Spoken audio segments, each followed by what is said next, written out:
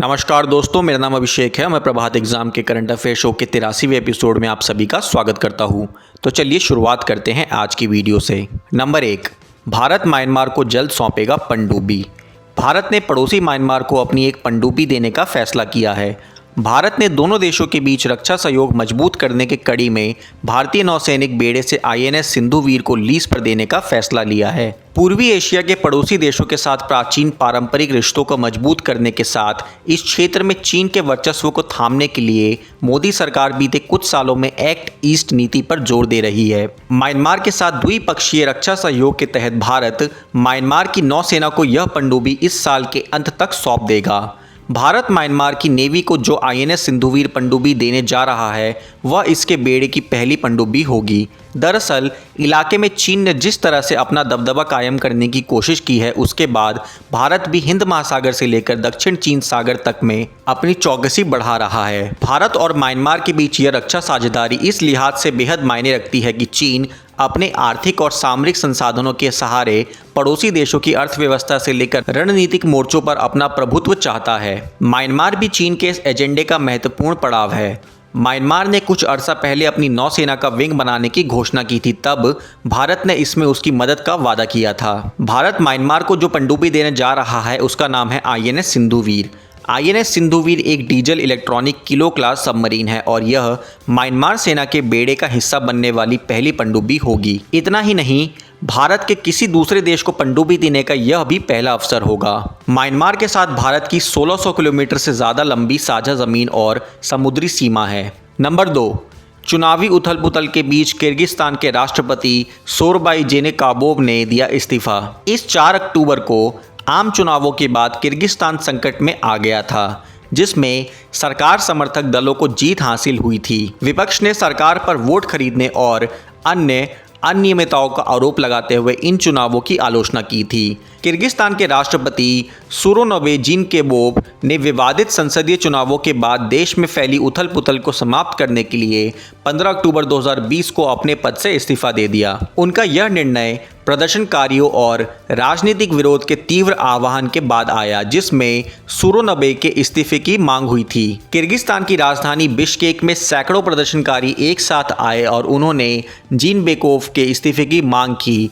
यह विरोध प्रदर्शन उनके इस्तीफे तक जारी रहा। किर्गिस्तान एक ऐसा देश है जिसमें चीन से लगी सीमा पर 6.5 मिलियन लोग रहते हैं। हालिया उथल पुथल 15 साल में तीसरी बार हुई है जिसमें प्रदर्शनकारी किर्गिस्तान की सरकार को हटाने के लिए एकत्रित हुए हैं। इससे पहले वर्ष 2005 और वर्ष 2010 में तत्कालीन राष्ट्रपतियों के निष्कासन के दौरान भी इसी तरह की उथल पुथल हुई थी। किर्गिस्तान पूर्व सोवियत संघ के सबसे गरीब देशों में से एक है। नंबर 3, भारत की पहली ऑस्कर अवार्ड विजेता भानु अथैया का निधन। भारतीय कॉस्ट्यूम डिजाइनर भानु अथैया का 15 अक्टूबर 2020 को निधन हो गया। वे 91 साल की थी। लंबी उम्र और खराब स्वास्थ्य के चलते उनका निधन हुआ है। भानु अथैया भारत के लिए पहला ऑस्कर पुरस्कार जीतने वाली महिला थी। फिल्म इंडस्ट्री में उनके योगदान को याद करते हुए सोशल मीडिया में उन्हें श्रद्धांजलि दी जा रही है। भानु ने कॉस्ट्यूम डिजाइनर के तौर पर 100 से ज़्यादा बॉलीवुड फिल्मों में काम किया था। भानु को साल 1982 में आई फिल्म गांधी के लिए ऑस्कर अवार्ड से नवाजा गया था। उन्होंने अपना करियर देव आनंद की फिल्म सीआईडी से 1956 में शुरू किया था। इसके बाद उन्होंने हिंदी सिनेमा के गोल्डन एरा में गुरुदत्त की प्यासा, चौधरी का चांद और साहिब बीबी और गुलाम जैसी फिल्मों के कॉस्ट्यूम डिज़ाइनिंग की थी। बाद में आमिर खान की लगान, शाहरुख खान की स्वदेश जैसी फिल्मों में भी उनका नाम जुड़ा। स्वदेश उनकी आखिरी फिल्म थी। गुलजार के निर्देशन में बनी फिल्म लेकिन और आशुतोष गोवारिकर द्वारा निर्देशित लगान के लिए भानु अथैया को बेस्ट कॉस्ट्यूम डिजाइनर का राष्ट्रीय पुरस्कार भी मिला था। भानु अथैया ने साल 2012 में ऑस्कर ट्रॉफी को लौटाने की इच्छा जताई थी। वो चाहती थी कि उनके जाने के बाद ऑस्कर ट्रॉफी को सुरक्षित स्थान पर रखा जाए। उन्हें साल 2009 में हुए फिल्म फेयर अवार्ड समारोह में लाइफ टाइम अचीवमेंट अवार्ड से नवाजा गया था।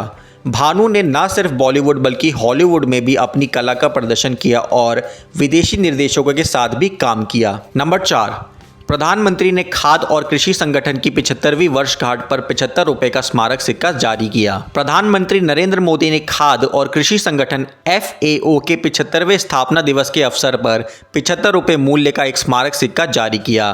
श्री मोदी ने हाल ही में 8 फसलों की 17 विकसित किस्म को राष्ट्र को समर्पित किया। श्री मोदी ने कहा कि यह स्मारक सिक्का कुपोषण को कम करने में विश्व खाद्य संगठन की आधारभूत भूमिका के प्रति भारत की 130 करोड़ जनता की ओर से सम्मान का प्रतीक है। उन्होंने कहा कि सरकार ने देश में कुपोषण के मुद्दे के समाधान के लिए बहुआयामी कदम उठाए हैं। प्रधानमंत्री ने कहा कि 2014 तक किसानों को केवल एक ही किस्म के बीज उपलब्ध थे। हालांकि पिछले 6 वर्षों में सरकार ने 75 किस्म के नए बीज उपलब्ध कराए। उन्होंने कहा कि जब विश्व कोरोना महामारी से जूझ रहा था, सरकार ने 80 करोड़ से अधिक लोगों के लिए पौष्टिक आहार उपलब्ध करवाया। दोस्तों, अब समय आ गया है आज के सवाल का। आज का सवाल है कि हाल ही में किस राज्य सरकार ने सरकारी नौकरियों में 33% महिला आरक्षण की मंजूरी दे दी है? आपके ऑप्शन है पंजाब, बिहार, झारखंड या उत्तर प्रदेश। आप अपने जवाब हमें नीचे दिए गए कमेंट सेक्शन में बताएं।